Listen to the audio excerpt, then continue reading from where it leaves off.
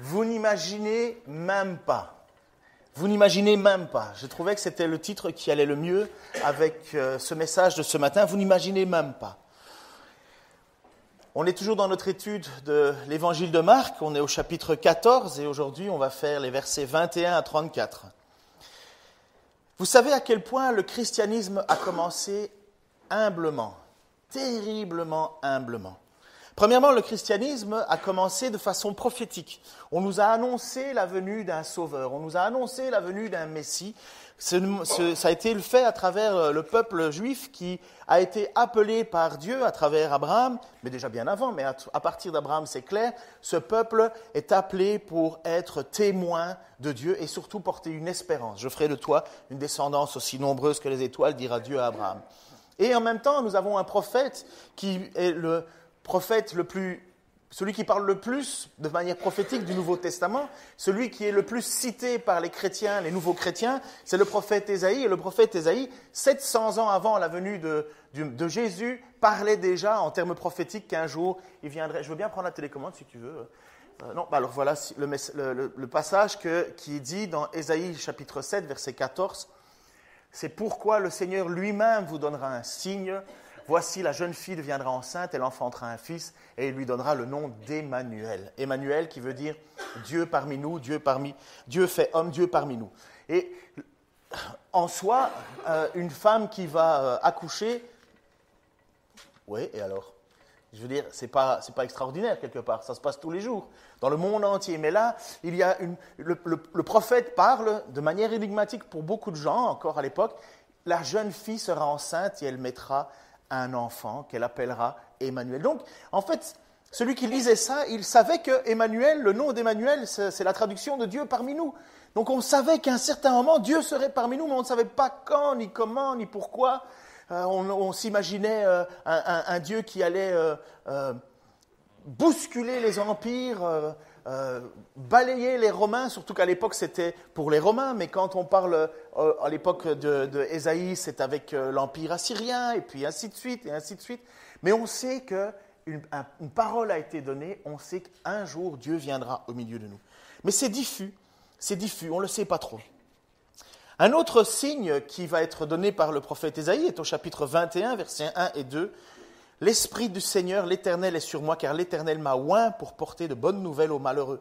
Il m'a envoyé pour guérir ceux qui ont le cœur brisé, pour proclamer aux captifs une année de liberté et aux prisonniers la délivrance, pour publier une année de grâce de l'Éternel et un jour de vengeance de notre Dieu, pour consoler tous les affligés. » Donc on peut lire cela aussi dans Ésaïe, on voit qu'un jour quelqu'un viendra, un jour quelqu'un fera quelque chose d'extraordinaire, il viendra consoler ceux qui sont abattus, il viendra libérer les captifs, il viendra apporter la délivrance aux prisonniers, et on le voit proclamer une année de grâce, et en même temps, la vengeance du Seigneur. Nous voyons à la fois ce côté grâce et ce côté colère en même temps. Juste un petit rappel, sachez qu'on est tous, par définition, sous la colère de Dieu, sous la condamnation de Dieu, mais la grâce offerte par Jésus-Christ est le fait d'échapper à cette condamnation. Ce n'est pas qu'on trouve un moyen de mettre un petit peu de piment dans sa vie, c'est que nous sommes tous condamnés et il faut que Dieu intervienne pour pouvoir nous sauver. Et voilà ce que les gens attendent à l'époque, ils attendent un Messie, ils attendent quelqu'un qui viendra leur proclamer une année de grâce, qui viendra libérer les captifs. Les gens le savent, on ne sait pas s'en sortir face à la loi de Dieu. Voilà le résumé, on n'y arrive pas à plaire et obéir à la loi de Dieu. Les 10 commandements moraux de Dieu, on n'y arrive pas, c'est trop compliqué. Qui n'a jamais dit à son frère que c'était un imbécile ? Qui n'a jamais été en colère ? Qui n'a jamais regardé une femme ou inversement un homme avec le désir d'adultère ? Ben, on est tous piégés dans cette histoire de loi. Et Dieu a voulu volontairement nous enfermer dans une loi afin qu'on remarque et qu'on découvre que nous sommes pécheurs. Pécheurs depuis la chute, depuis que nous nous sommes séparés de Dieu parce que nous avons commencé à désobéir. Et la chute et la colère de Dieu est tombée sur le monde, la condamnation est tombée sur le monde et Dieu nous offre un salut en Jésus-Christ. Mais il en parle déjà bien avant. Il en parle. Et dans le peuple juif, chaque année, on venait apporter un animal que l'on sacrifiait devant Dieu pour le pardon de nos fautes. Et quand Jean-Baptiste va voir Jésus-Christ, il va dire, mais voici l'agneau qui ôte le péché du monde. Et il y a cette préfiguration d'avoir besoin qu'on nous pardonne et en même temps, on sait que quelqu'un va venir, mais on ne sait pas qui va venir. Même Jean-Baptiste se pose la question, mais est-ce que c'est toi qui dois venir ou un autre qui doit venir? Et Jésus va lui citer exactement ce passage de Ésaïe. Les aveugles voient, les sourds entendent. Voici ce qui se passe, je suis bien le Messie. Et voilà que Jésus arrive, on part à l'âge de 30 ans environ, son ministère officiel commence. On connaît juste sa naissance, on a un petit passage à l'âge de 7, 12 ans, et puis, calme plat, on n'entend rien parler de Jésus-Christ, et voilà que son ministère commence à l'âge de 30 ans. Et cet homme parcourt ville et village, annonce le pardon des péchés, guérit des malades, redonne espoir aux pauvres, aux rejetés. Il appelle à lui des disciples, il en choisit 12 parmi les disciples, 12 apôtres. Il les enseigne plus intimement. Et finalement, on se dit, waouh, c'est magnifique. Oh, qu'est-ce que j'aurais aimé être à côté de Jésus à ce moment-là. Peut-être, je ne sais pas vous. Mais en réalité, ce n'est pas comme ça que ça se passe. Ça ne se passe pas bien, en fait. L'évangile, ça ne se passe pas bien, le début. Premièrement, Jésus doit faire face à de la résistance, de l'incrédulité et de l'opportunisme. Jésus doit faire face à la résistance des religieux qui, pourtant, savaient qu'il allait le voir venir, mais ils résistent à Jésus. Ils sont contre lui. Tellement contre qu'ils en arriveront à le condamner à mort. Et puis l'incrédulité, on l'a vu dans l'évangile de Marc au début, l'incrédulité, sa famille ne croit pas en lui. Sa famille pense que Jésus a perdu la boule. Il faut qu'il se calme, il faut qu'il se calme. Jésus, rentre à la maison, s'il te plaît. Et c'est là où Jésus va dire, mais qui est mon père, qui est ma mère, si ce n'est ceux, qui est mon frère ou qui est ma mère, si ce n'est ceux qui font la volonté de mon Père qui est dans les cieux. Et puis il fait face aussi à de l'opportunisme. L'opportunisme des gens qui entendent qu'ils peuvent être guéris physiquement, mais quand c'est le moment d'écouter les paroles, ils ne veulent pas les entendre. Ils veulent juste une meilleure vie momentanée. Ils ont trouvé le médecin parfait, et il est le médecin parfait. Mais ils repartent dans le même état de condamnation qu'ils sont venus, sauf qu'ils sont guéris. Mais ça ne change rien à l'éternité pour eux. Et en plus de cela, les apôtres ne comprennent la plupart du temps absolument rien à ce que Jésus raconte. Jésus, plus d'une fois, a dû dire, mais combien de temps devrais-je être avec vous? N'avez-vous pas compris? Il y a des moments où Jésus, on a l'impression qu'il fait comme ça. Vous avez déjà été en colonie? Non? Ou quelqu'un a déjà donné cours ou peut-être vous avez vos propres enfants. Il y a un moment là où vous avez expliqué 1 ou 2 fois et on continue à vous regarder et vous avez essayé tous les stratagèmes pour expliquer et à un certain moment vous faites comme ça. Ça ne va pas le faire, hein? Ça va pas le faire. Mais on a l'impression parfois qu'à certains moments dans l'Évangile, Jésus se retrouve comme ça avec ses apôtres. Pourtant, il les a choisis. Et en même temps, vous avez l'autorité du pays qui est gouvernée avec les Romains, vous avez les responsables aussi, les rois, les pseudo-rois, ceux qui sont arrivés au pouvoir par manigance, qui n'existe plus aujourd'hui. Mais bref, vous avez cela, et même eux, ils veulent absolument faire taire Jésus parce que pour eux, si Jérusalem est en émoi, c'est un problème parce que les Romains vont venir nous écraser. Et donc vous avez Jésus qui de toutes parts fait face à des situations difficiles. Et honnêtement, on peut se demander le sérieux de tout ce qui est en train de se passer. Nous, on idéalise le Nouveau Testament. Écoutez-moi là, on idéalise le Nouveau Testament. On se fait des films dans notre tête et on imagine que quand Jésus passait quelque part, les gens tombaient à terre, se jetaient, lui jetaient son argent, sa maison. Prends tout. Mais non, ça c'est une fausse image de ce que l'on a. Quand Jésus passait dans certains villages, il y a des gens qui prenaient des pierres pour lui lapider. Vous savez ça? Il y a un moment, quand il est arrivé dans son propre village natal, les gens l'ont poussé en haut de la montagne pour le jeter en bas. On a une fausse image la plupart du temps de qui est Jésus. On idéalise la chose. Un petit peu comme malheureusement les Juifs à l'époque, ils attendaient un Messie vainqueur qui allait tout écraser. Et eux, les apôtres qui sont à côté de Jésus, sont là et ils se demandent, mais est-ce que c'est sérieux tout ça? Jésus parle avec autorité, c'est vrai. Et ils sont subjugués, les apôtres. Parce qu'ils se disent entre eux même, personne n'a jamais parlé avec autant d'autorité. Jésus va même parler à la mer et le vent vont se calmer. À un certain moment, ils vont s'effrayer en disant, mais qui est-il? Jésus va faire des choses extraordinaires que les apôtres vont voir et en même temps, ils sont autour d'une foule et d'un peuple qui, eux, est hostile.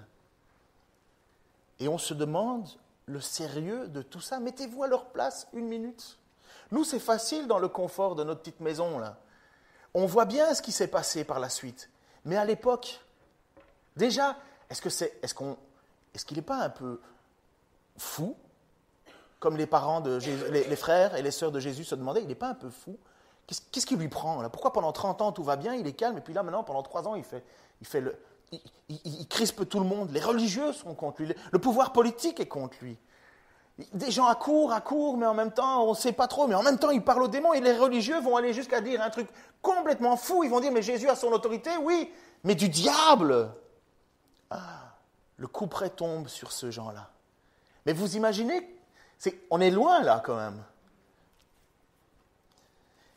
Et puis, pour compliquer le tout, Jésus parle en parabole. Pourquoi ? Jésus, en plus, plutôt que d'être clair et rassurer les gens, non, il parle en parabole, il parle en image. Paraboler, ça veut dire mettre à côté, en parallèle, quelque chose. Donc c'est une histoire qu'on raconte pour faire comprendre une réalité. Et voici, à un certain moment, Marc chapitre 10, verset 12, il dit « Quand il fut seul avec eux, ceux qui l'accompagnaient ainsi que les 12 lui demandèrent ce que signifiaient les paraboles qu'il avait racontées. Il leur dit « Le secret du royaume de Dieu vous ont été confiés, mais à ceux du dehors, tout est présenté au moyen de paraboles, afin que lorsqu'ils voient de leurs propres yeux, ils ne saisissent pas. Et quand ils entendent de leurs propres oreilles, ils ne comprennent pas, de peur qu'ils se tournent vers Dieu et ne reçoivent le pardon de leurs fautes. » Vous imaginez, même Jésus dit aux apôtres, « Écoutez, il y a un peu de tension là, mais vous savez, je vais leur parler, mais ils ne vont rien comprendre. » L'homme qui a le pouvoir, fils de Dieu sur la terre, de ressusciter les morts, va dire aux gens, je vais leur parler, mais t'inquiète pas, ils ne vont rien comprendre. Vous êtes là, vous êtes 12 disciples, en plus il y en a un voleur là-dedans, vous êtes 12 apôtres, et vous vous demandez, mais est-ce que c'est sérieux tout ça? Est-ce que c'est lui, pas lui? Il y a des moments de doute. Et Jésus parle de manière à ce que certains ne soient pas pardonnés. Là encore, on se fait des idées, nous, aujourd'hui. Mais quand Jésus dit qu'il y a des péchés qui ne sont... un seul péché qui n'est pas pardonnable, ce n'est pas une phrase en l'air. On est obligé de l'intégrer dans notre croyance, et lorsque l'on regarde Jésus, on doit tenir compte de cette parole. Mais le texte nous dit clairement que Jésus considérait que ce péché impardonnable, c'est parce que les religieux avaient dit que Jésus tenait son pouvoir de Béelzébul. Et Jésus a dit ça, impardonnable, ni maintenant, ni plus tard. Et quand Jésus parle en parabole, il parle à des gens qui, lorsqu'ils écoutent, ils ne comprennent pas parce que le jugement de Dieu est là. Expressément, Dieu a dit, vous ne serez pas pardonnés, vous. Et vous allez entendre, mais vous ne comprendrez rien. Mais à côté de ça, il y en a d'autres qui entendent les paraboles et ça change tout. Vous n'imaginez même pas ce que ça peut changer. Le chapitre 4 de... Ça va jusqu'à présent? Parfait. Vous n'avez pas un peu froid? Officiellement, on décide que c'est le dernier jour sans chauffage. Après ça, on va mettre du chauffage. Donc si on met du chauffage, il faut augmenter la dîme. Ça coûte horriblement cher le chauffage ici. Alors ça regarde vous et le Seigneur, mais en même temps, le bout des doigts qui refroidit. Je vous donnerai des nouvelles au sujet du bâtiment, il faudra prier là-dessus aussi. Chapitre 4 de Marc introduit une transition. Une transition. On voit que Jésus a de l'opposition avec les chefs religieux, avec les gens un peu. Et puis là, à partir du chapitre 4, on voit que Jésus, c'est comme s'il se concentrait maintenant sur l'enseignement avec ses apôtres. C'est comme s'il prenait essentiellement du temps à part. Et puis, il faut savoir que Marc, comme je vous l'ai dit, l'évangile de Marc, c'est certainement le fameux Jean-Marc, vous savez, où il y a eu, pour ceux qui se souviennent de cela, une dispute avec Paul et Barnabas. Et à savoir si on prenait Jean-Marc avec ou pas. Jean-Marc, Paul, il dit non, moi je ne prends pas Jean-Marc, il nous a déjà une fois lâché en chemin, c'est bon, garde-le. Et Barnabas dit non, moi je veux garder Jean-Marc avec moi et on va aller faire de notre côté la mission et toi, Paul, tu iras de ton côté. Et on pense que le fameux Jean-Marc en question, c'est l'auteur de l'évangile de Marc et ce que Marc aurait fait, c'est qu'il aurait marché à côté de l'apôtre Pierre et il aurait repris toutes les histoires de l'apôtre Pierre. Pierre aurait raconté tout ce qu'il avait vécu avec Jésus et Marc aurait finalement écrit tout cela. Ça a une grande assurance que ça soit cela. Donc Marc nous montre finalement dans l'histoire de Pierre, parce que je pense que c'est Pierre qui veut nous montrer ça, Pierre veut montrer qu'à un certain moment, Jésus s'est approché de ses apôtres et les a enseignés plus particulièrement. Alors il va prendre, à ce moment-ci du texte, il va prendre 4 paraboles. La parabole du semeur, vous savez qu'on l'a vu la semaine passée, un semeur sortait dans les champs et jetait de la semence est tombée au milieu de la route, au milieu des ronces, au milieu des pierres et dans la bonne terre. Et finalement, une seule bonne terre a produit du fruit, mais jusqu'à 30, 60 et 100. Et on voit que finalement, quand cette parole est proclamée, elle a un effet, mais pour certains, c'est un effet papillon, dans le sens où un petit peu de difficulté, un petit peu de tension, hop, on oublie. Et puis d'autres, c'est la question des plaisirs du monde. Il faut renoncer à tout ce qui Dieu ne plaît pas et on ne veut pas le renoncer, mais finalement, ça ne creuse pas, ça n'approfondit pas et hop, ça ne servira à rien. Puis il y a celle au milieu de la route et là, c'est le principe que vous annoncez l'évangile, vous parlez de Jésus à quelqu'un, il dit ouais, c'est bien. Puis, et finalement, qu'est-ce que tu en penses, toi, de la nouvelle Audi? Donc, vous avez compris que le gars, il n'en a strictement rien à faire. Ça ne sert à rien. Et puis, alors, il y en a d'autres, ça tombe dans la bonne terre. Ça tombe dans la bonne terre et ça produit du fruit. Mais vous n'imaginez même pas. Vous n'imaginez même pas. Alors, j'ai un petit truc. Vous savez que je ne suis pas le super gars pour l'illustration, mais nous avons la chance ici d'avoir un magnifique magasin de moutarde qui s'appelle... Attends, on va voir. C'est bien, il n'y en a pas un seul qui est tombé dans le panneau qui a dit maille.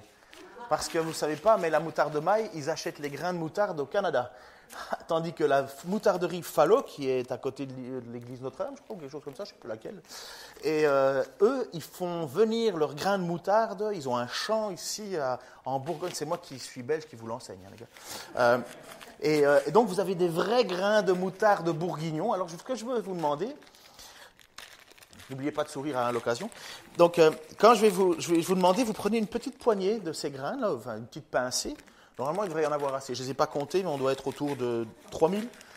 Je vais vous demander de prendre une petite pincée et creuser en 4-5, parce que si vous le perdez, bon courage pour le retrouver. Prenez en 4-5 et essayez de le garder jusqu'à la fin du message au fond de votre doigt. Ça ne se mange pas, hein. Enfin, si, mais bon, vous allez le chercher au coin d'une dent, ça va caler, vous allez passer votre temps avec votre langue à essayer de le décoller, vous allez avoir une tête bizarre et ça va me déconcentrer pour prêcher. Jésus va parler avec 3 petites paraboles ici à ce moment-ci. Quand il fut... Pardon, tu peux mettre, chérie ? Chapitre 4, versets 21 à 34. Il leur dit aussi, « Est-ce qu'on apporte une lampe pour la mettre sous une mesure à grains ou sous un lit? N'est-ce pas plutôt pour la mettre sur un pied de lampe? Tout ce qui est caché doit être mis en lumière, et tout ce qui est secret doit apparaître au grand jour. Si quelqu'un a des oreilles pour entendre, qu'il entende. » Il ajouta, « Faites bien attention à ce que vous entendez. On vous appliquera la mesure dont vous serez servis pour mesurer, et on y ajoutera. Car à celui qui a, on donnera encore, mais à celui qui n'a pas, on ôtera même ce qu'il a. » Il dit aussi, « Il en est du royaume de Dieu comme d'un homme qui a répandu la semence dans son champ. À présent, qu'il dorme ou qu'il veille, la nuit comme le jour, le grain germe et la plante grandit sans qu'il s'en préoccupe. D'elle-même, la terre fait pousser le blé, d'abord la tige, puis l'épi vert, et enfin les grains de blé remplissant cet épi. Et lorsque le grain est prêt à être cueilli, l'homme y porte aussitôt la faucille, car la moisson est prête. » Il continua en disant, « À quoi comparons-nous le royaume de Dieu? Par quelle parabole pourrions-nous le présenter? » À quoi comparions-nous? C'est quand même incroyable. Le Fils de Dieu va essayer de trouver une image pour demander à quoi on compare le royaume de Dieu. Et voilà ce qu'il dit, et voilà ce que vous êtes en train de vous distribuer les uns les autres dans les mains. il est comme une graine de moutarde. Il est comme une graine de moutarde. Lorsqu'on la sème dans la terre, c'est la plus petite des semences du monde. Mais une fois semée, elle pousse et elle devient plus grande que toutes les plantes du potager. Il y monte des branches si grandes que les oiseaux du ciel peuvent y nicher à son ombre. Par beaucoup de paraboles de ce genre, il enseignait la parole de Dieu à ses auditeurs en s'adaptant à ce qu'ils pouvaient comprendre. Et c'est quand j'ai lu ce passage-là, reviens en arrière chérie, quand il dit « en s'adaptant à ce qu'ils pouvaient comprendre », je me suis dit « est-ce qu'un grain de moutarde dans la main d'un bourguignon, il peut le comprendre ?» Mais oui, il peut. Alors je me suis dit, ben voilà, trouvons une image. Et puis quand Jésus est à côté des gens, ils savent ce que c'est qu'un grain de moutarde. La plupart du temps, ce sont tous des agriculteurs. Qui est agriculteur ici? Qui a un potager? Un mini potager? Qui a au moins une plante sur son balcon? Mais oui, mais des tomates, je veux dire des plantes qu'on mange. Hein? Oui, les 3/4 du temps, nous, on n'y connaît rien. On ne sait même pas à quel moment on doit planter nos géraniums. À l'époque, on regardait Monsieur Météo qui nous disait, en Belgique, Monsieur Météo, on avait un homme qui faisait la météo, et il nous disait, c'est le moment de planter ça, c'est le moment de planter ça, c'est le moment de planter ça. Certainement qu'il avait un potager chez lui, mais nous, à Bruxelles, tu veux planter quoi, où? Alors, pardon, je me gare. Merci. Par beaucoup de paraboles de ce genre, il enseignait la parole de Dieu à ses auditeurs en s'adaptant à ce qu'ils pouvaient comprendre. Il ne leur parlait pas sans se servir de paraboles, et lorsqu'ils étaient seuls avec ses disciples, il leur expliquait. Il leur expliquait. Donc, je vais vous expliquer. Ces 3 paraboles parlent de la même chose. Elles parlent de la même chose. Je vais citer un homme qui s'appelle John Glass, pasteur à l'église de Genève, et pour une fois qui n'est pas mort. Parfois on cite des gens souvent qui sont morts, là il n'est pas mort. Il est en très bonne santé. Pensez-y. Tout a commencé par l'apparition du Fils de Dieu sous forme d'un bébé, né dans une étable, entouré de bœufs, d'ânes, de moutons, né dans une crèche, dans une mangeoire à bœufs. Il est né en Galilée et a grandi dans le village de Nazareth. Et quelle sorte de ville c'était, ça, Nazareth? Mais strictement rien. Justement, lorsque Nathanaël apprit que le soi-disant Fils de Dieu était né à Nazareth, il a dit en Jean 1, « Peut-il venir de Nazareth quelque chose de bon ?» Même les disciples étaient une bande d'hommes un peu particuliers. Aucun d'eux n'était issu de la haute société. Ils étaient pour la plupart des pêcheurs de profession. Un était publicain, donc Lévi, qui a écrit l'évangile de Matthieu.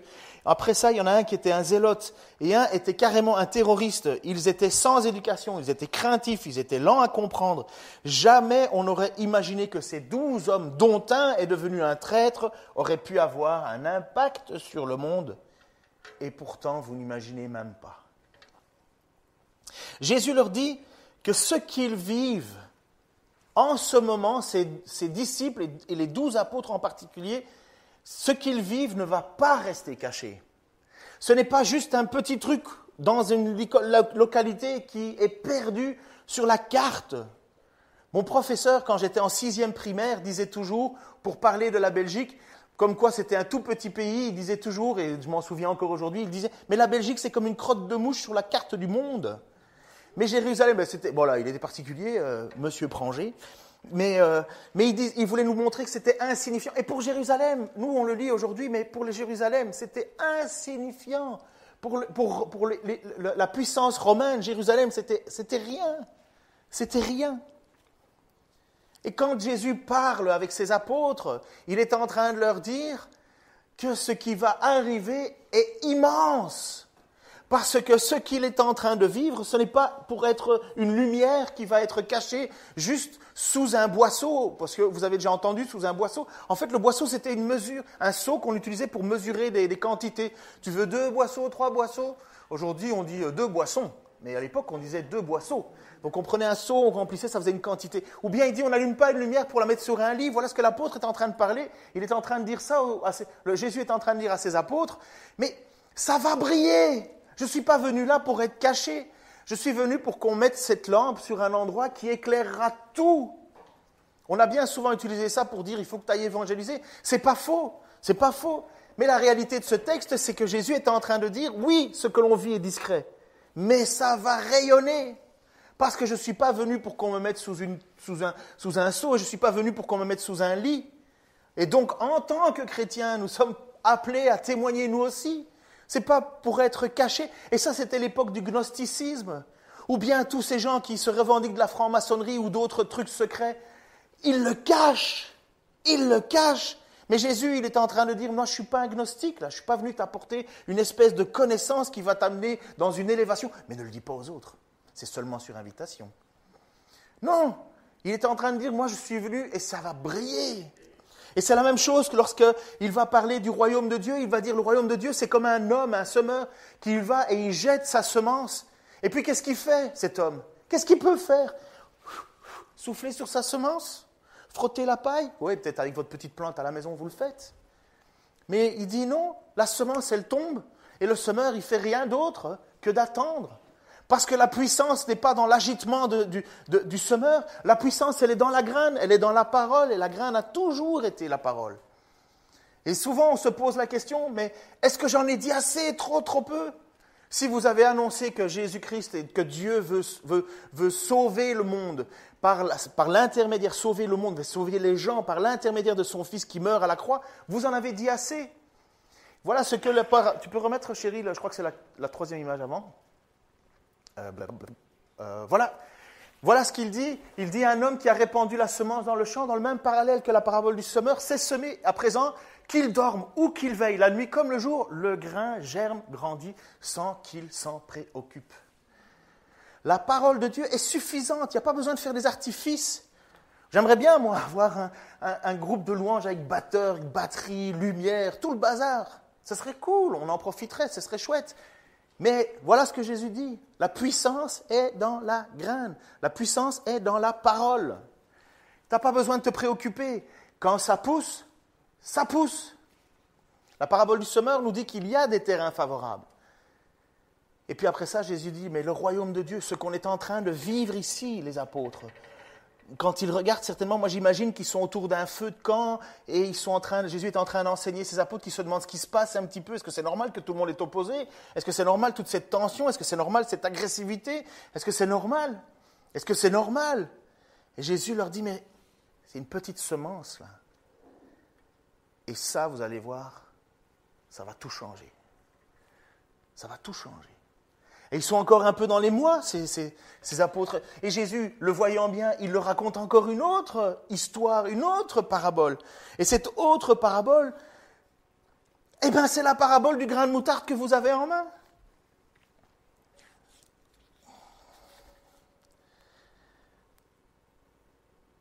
C'est inévitable. La parole de Dieu, elle ne revient jamais sans effet. Voilà ce que encore notre Ésaïe va dire à un certain moment.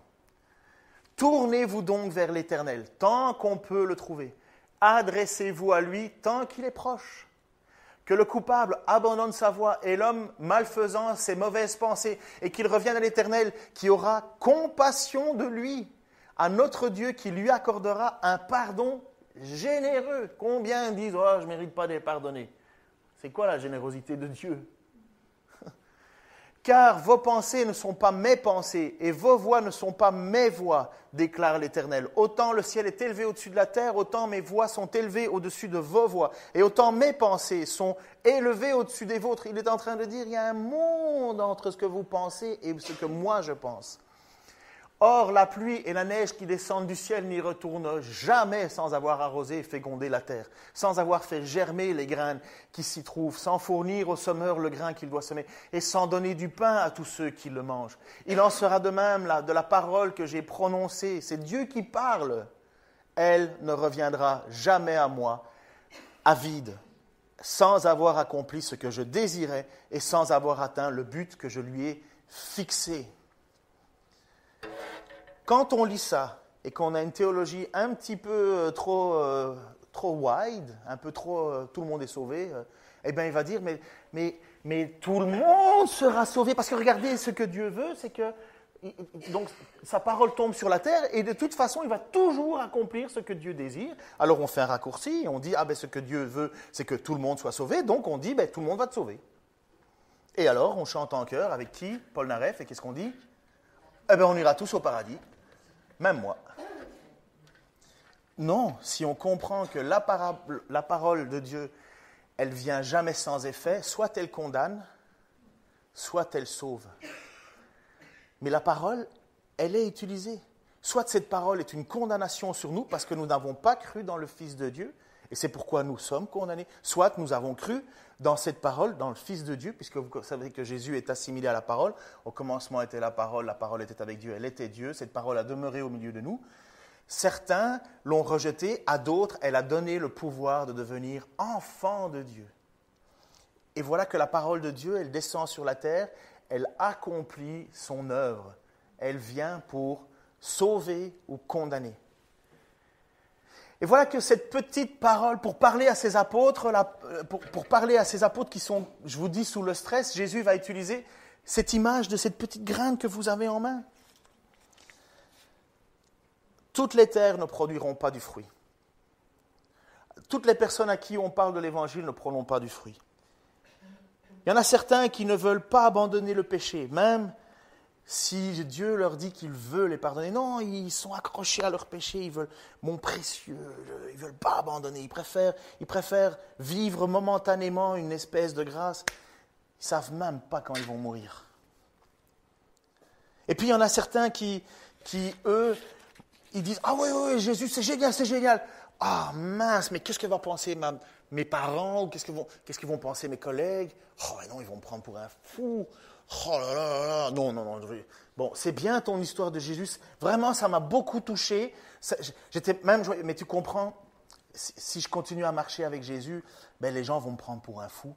Alors, et ça, c'est les paraboles. Hein. C'est la parabole de la graine qui pousse au milieu des ronces et c'est la parabole qui pousse au milieu des pierres. Finalement, on dit, c'est bien, mais il n'y a pas de mais avec Jésus.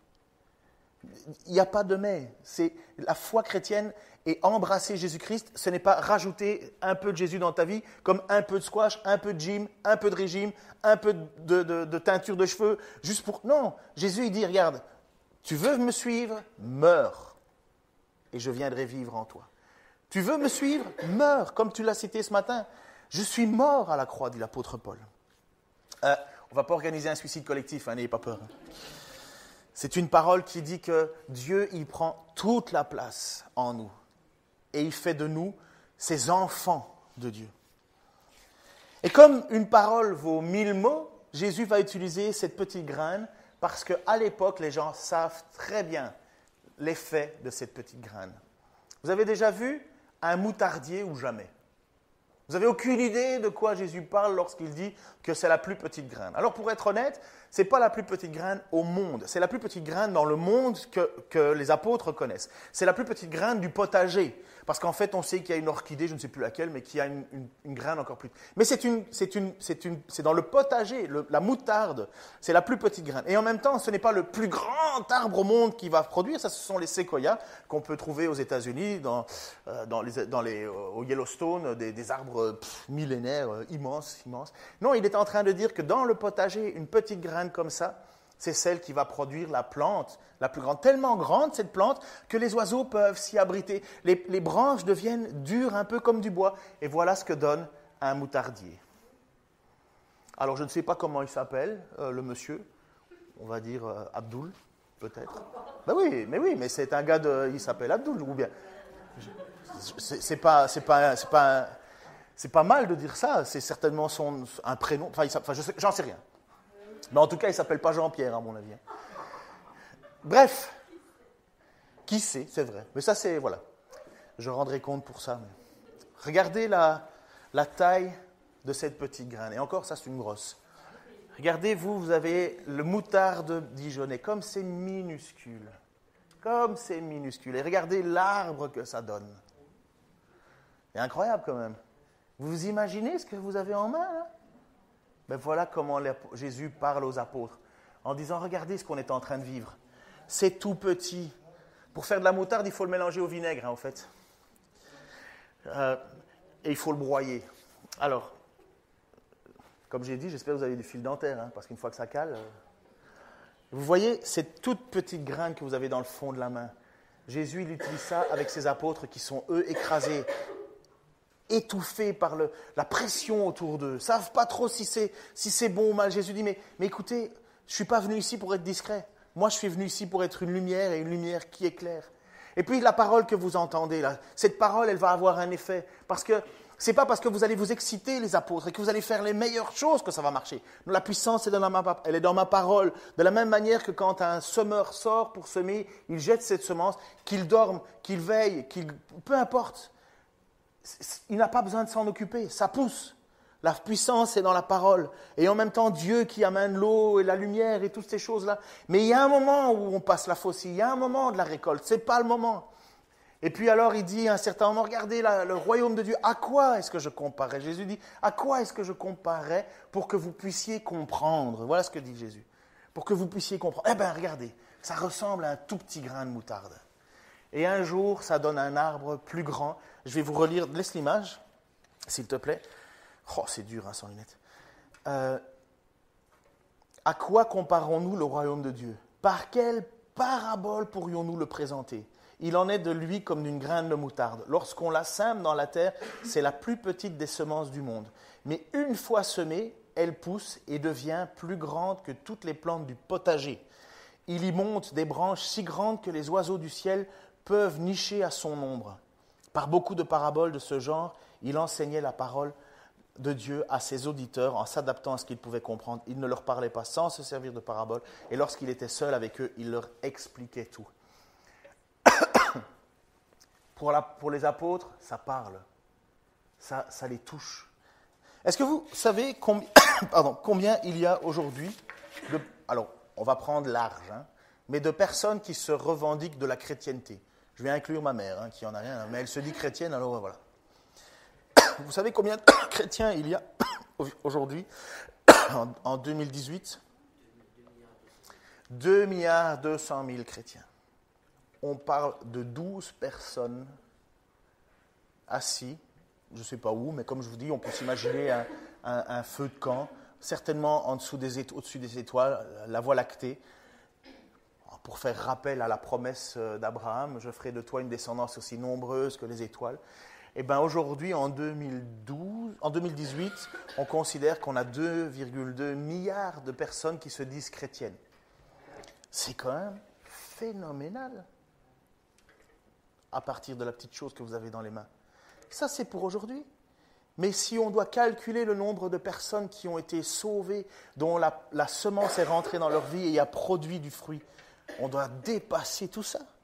Depuis tant d'années, combien de personnes ont été sauvées par la grâce de Dieu et le message qui parcourt depuis que Jésus a dit « Allez, faites des nations mes disciples, leur enseignant ce que je vous ai dit. » Tu ne vas pas mourir ici, chérie. Hein. Je suis un peu occupé. Attends que je finisse de prêcher pour décéder. Est-ce que tu as un verre d'eau? Tu veux un verre d'eau? Ah, mais je ne peux pas continuer, hein. Je suis inquiet. Hein. Alors, une pastille des Vosges. Alors, voilà que Jésus nous montre cela, cette petite graine. Pour histoire, pour les évangéliques, on parle aujourd'hui environ 600 millions d'évangéliques dans le monde. Mais on n'est pas le monopole de la pureté. Hein. Il y a d'autres personnes qui, malgré le fait qu'ils sont dans des endroits où on enseigne des choses un peu tordues, sont quand même et appartiennent à Jésus-Christ. Hein. Et dans les 600 millions de personnes qui se revendiquent comme étant évangéliques, on ne va pas dire qu'il y a 600 millions de personnes qui arrivent directement au ciel. Hein. Restons relax. Mais ce que l'on voit, c'est que l'évangile avance. Et quand Jésus parle à ses apôtres, il leur parle de quelque chose qu'ils ne peuvent pas voir. Ils ne peuvent pas voir. Et maintenant, qu'est-ce que ça fait et qu'est-ce que ça joue pour toi aujourd'hui? Ça fait quoi comme différence? Mais premièrement, ça fait déjà 25 minutes que tu essayes de ne pas perdre une petite graine. Déjà. Mais c'est symbolique, mais c'est ça, s'accrocher à l'espoir. Quel est votre plus grand espoir? C'est quoi la promesse que Jésus vous fait? En tant que chrétien, c'est quoi la promesse de Jésus? Tu peux le dire plus fort? La résurrection. Exactement. Mes amis, on peut vous vendre de l'or en barre. On peut vous vendre de la guérison. On peut vous vendre de la prospérité. On peut vous vendre tout plein de choses. Moi, ce que je peux vous dire, c'est que Jésus, il est venu pour vous promettre une chose. Le monde est condamné, et un jour, Dieu va intervenir et il va dire, ça suffit. Et seuls ceux qui auront placé leur foi en Jésus-Christ seront sauvés ou ressuscités. Et à un moment, il y a, il y a Jésus dans l'évangile de Jean qui va voir son ami qui est ressuscité. Bon sang, il s'appelle comment encore ? Lazare, merci beaucoup. Jésus part et Jésus apprend que Lazare est mort. Et c'est son ami. Et c'est un ami de la famille. Et Jésus dit, oh, je vais y aller. Mais il attend un peu expressément, il attend quelques jours pour bien faire en sorte qu'on est convaincu que Lazare est mort. Et il arrive, et à un certain moment, il arrive dans le village et il va rencontrer Marthe, la sœur de Lazare. Et voici ce que Jésus va dire. Quand Marthe apprit que Jésus approchait du village, elle alla à sa rencontre. Marie, elle, la sœur, resta à la maison.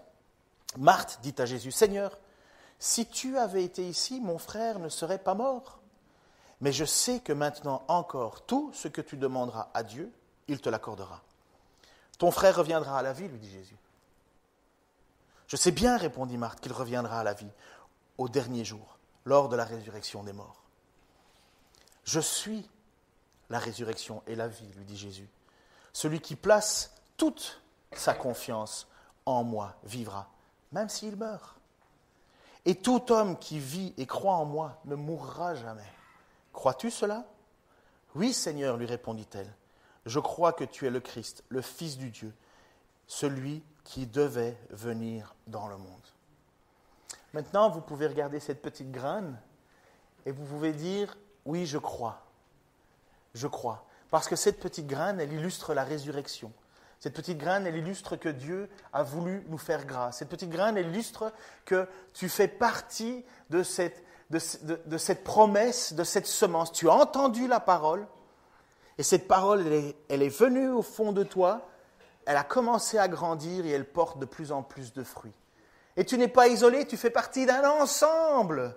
Tu fais partie d'un ensemble. Jusqu'aujourd'hui, on va dire, allez, pour être 1,5 milliard personnes, on va dire, qui placent leur espoir. Et nous, tranquilles, on est relax. Mais de l'autre côté du monde, tu as des gens qui sont persécutés pour ça, pour s'accrocher à cette petite promesse. On les frappe, on les bat, on les humilie, on les tue, on les assassine.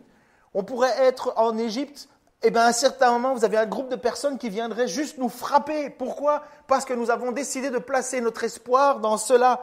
Oui, je crois que tu es Jésus, je crois que tu es le Messie, je crois que tu es le Christ, le Fils du Dieu. Et nous le croyons, et parce que nous croyons cela, bam, attaqué. Mais Jésus dit, je ne suis pas venu pour que ça soit caché, ça va grandir. Et regardez mes amis, ce n'est pas fini. Et vous n'imaginez même pas. Si vous avez placé votre foi en Jésus-Christ, la parole va faire son œuvre et vous allez grandir, vous allez changer, vous allez persévérer. On termine en chanson, je crois. Je vais inviter les musiciens à s'approcher. Je ne sais pas comment vous allez faire avec vos graines maintenant. Surtout pour le caron. C'est bande sonore ? Ah ben, vous pouvez garder vos graines. Mais je vais prier avant ça. Enfin, vous pouvez venir quand même. Seigneur, je veux te remercier parce que ta parole, oui, est une semence. Elle a été une semence dans ma vie, elle a été une semence dans la vie de beaucoup de frères et de sœurs. Et cette parole, elle a grandi lentement. Seigneur, je te remercie, Père, que tu t'es occupé toi-même de cette semence. Tu m'as convaincu, Seigneur, par des paroles. Tu m'as convaincu, Seigneur, parce que j'ai cru en toi. Et aujourd'hui, Seigneur, tu continues à grandir et à faire grandir ma foi.